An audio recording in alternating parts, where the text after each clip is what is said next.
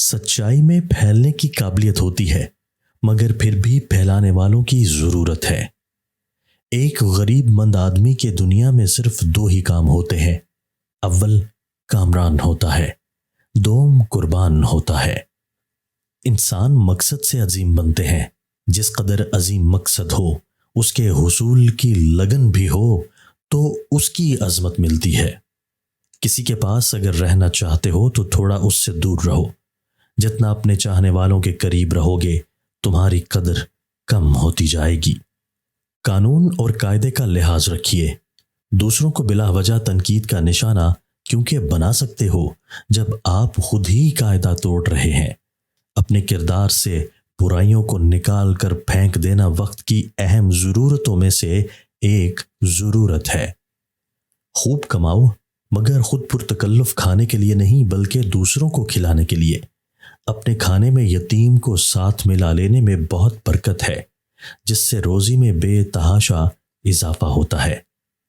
جس کی روح بےتاب رہتی ہے وہ سچے دلوں کو اپنی طرف کھینچتی ہے۔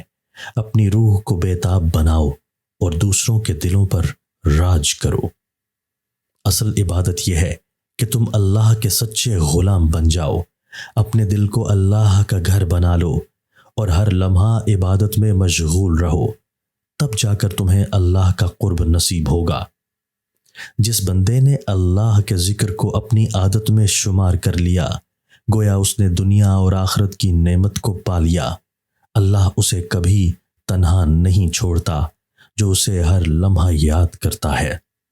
جب عزت اور ذلت اللہ کریم ہی کی طرف سے ہے، زندگی اور موت بھی اللہ کی طرف سے ہے، رنج اور راحت بھی اللہ کی طرف سے ہے، پھر ہمارے لیے تسلیم کے سوا کیا رہ جاتا ہے؟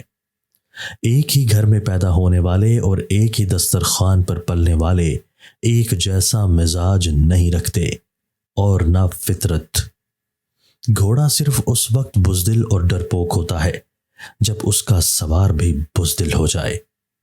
نہار منہ ادرک کا قہوہ بنا کر پیو اور ساتھ میں چلغوزے اور خوبانی کا زیادہ استعمال کرو، 10 دن کے اندر بواسیر کا خاتمہ ہو جائے گا۔